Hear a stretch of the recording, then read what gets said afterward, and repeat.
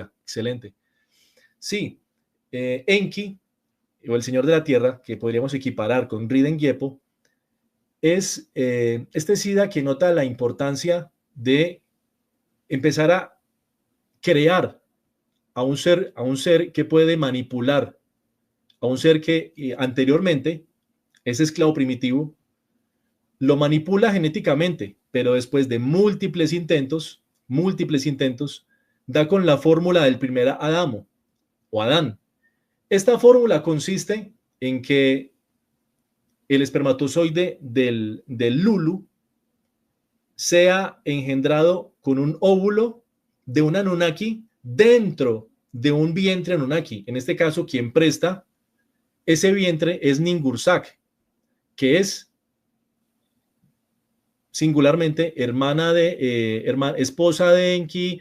Hay una rivalidad, siempre esa rivalidad con Enlil, con Enki, por ese, entre comillas, amor por Ningursak, que sería una de las 8 primeras Anunnaki que prestan su vientre para que se empiece a gestar esa raza, ese híbrido entre Anunnaki y Lulu, o entre el Pazu y seres extradimensionales. Entonces, realmente es fascinante ver cómo empieza a cuadrar toda la interpretación que le da Zecharia Sitchin a las 150.000 hasta 100.000 tablillas que hablan netamente de lo que es Sumeria. En realidad son 500.000 tablillas sumerias, pero solamente entre 100.000 a 150.000 son los que netamente hablan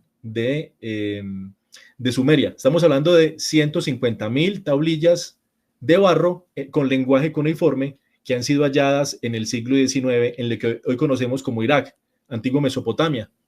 Y justamente es eso lo que nos lleva a entender de que Babilonia sí existió. O sea, es la prueba fehaciente de que Babilonia existió, las tablillas sumerias que se encuentran allí.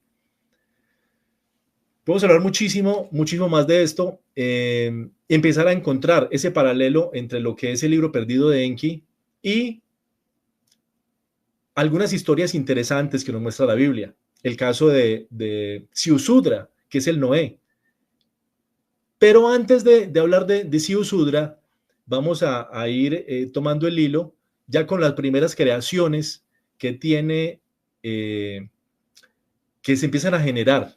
Enki empieza a generar ese Adamo, lo esconde primeramente, no lo muestra a la vista de los demás Anunnakis. Es como si la traición, que es el modo por el cual accede a crear esa mutación entre ese esclavo primitivo y Anunnaki, lo avergüenza a este Siga traidor o a este Anunnaki que es Enki, y también empieza a crear entonces tanto femenino como masculino. Pero vemos muy marcado el tema de la pasión, cuando a todas luces y para muchos especialistas es como si agradecieran, porque he leído algunos ensayos de algunos especialistas en este tema que me han gustado muchísimo desde hace muchos años, este tema de Zecharia Sitchin, su obra, sus libros, y hay algo bien interesante, la pasión. Zecharia Sitchin nos habla en esta interpretación de que Enki empieza a crear las hembras y empieza a violarlas, viola. Entonces, en medio de la obra toma otro nombre, lo llaman el violador. En este momento no recuerdo, es un nombre muy, muy antiguo, justamente similar, como lo tenemos, como lo muestra, esos cambios de Ea a Enki, Ea en Nibiru, Enki en la tierra, empieza a violar a estas a estas hembras que ha creado y notan esa pasión por copular con estas hembras, no solamente Enki, sino los demás Anunnakis. Entra en juego otros personajes como Marduk, que lo presenta Zecharia Sitchin como hijo de Enki. Interesantísimo lo de Marduk porque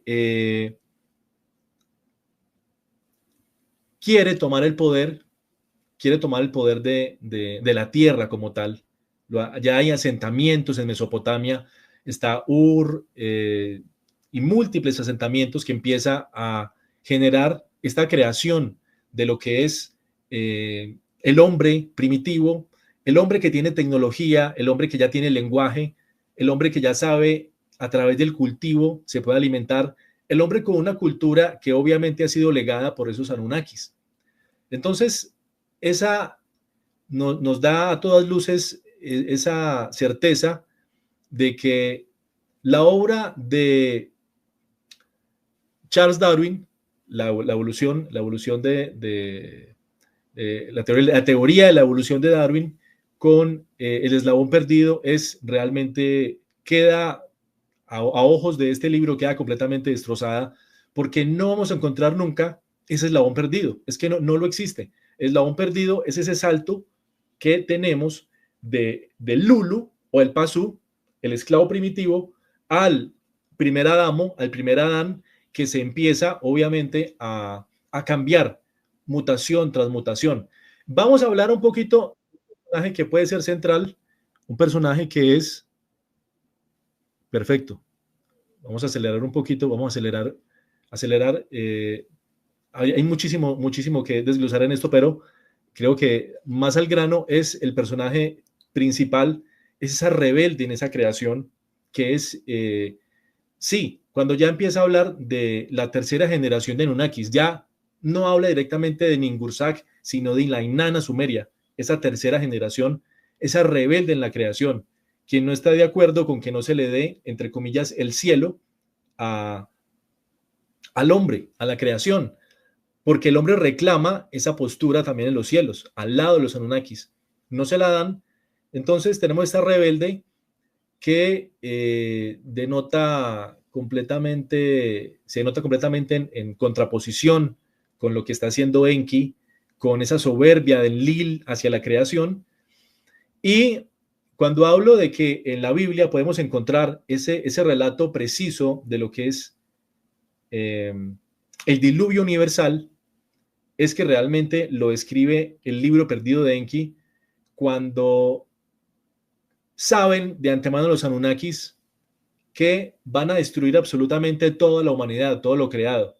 Pero Enki quiere preservar parte de esta creación, parte de esta raza, de esta nueva raza que ha creado, y busca a uno de sus allegados, de sus creaciones, que es Siusudra, es el Noé, le da la tecnología para crear esa arca, un arca donde va a proteger la vida, no tan literal de pronto como lo podemos ver en películas hollywoodenses de los animales entrando a esa arca, sino mucho más científico.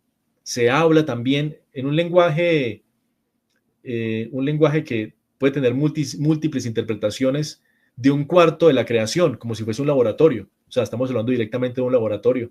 De igual manera, la manera que llevan a esta arca de Noé múltiples especies a través de la genética, ese especialista de genética que era Enki, y que le da la tecnología a Siusudra, que es el Noé bíblico, para que se preserve, obviamente, la raza creada, en este caso, híbridos, y vemos como en medio de esta destrucción, el dolor de Inanna, en medio de esta guerra, hay otros bandos, ahí empiezan a surgir esa guerra entre Anunnakis, unos queriendo obviamente que esta nueva raza tenga acceso a los cielos y otro obviamente encadenando mucho más al ser humano a la materia. Ya en palabras de Nino de Rosario podríamos notarlo de esa manera. Es un libro desde ya muy recomendado, hay muchísimo material, de Zecharia Sitchin, tiene varios libros, pero creo que por razones estratégicas podríamos dejar también la reseña aquí. Habla muchísimo más de tecnología, habla de resurrección, nos habla de todos estos antecedentes que podemos encontrar en la antigua Sumeria, nos habla de Egipto ya, nos habla muchísimo y nos habla al final cómo el dolor que puede sentir, o al menos eso es lo que evoca Zecaria Sitchin con el libro perdido de Enki.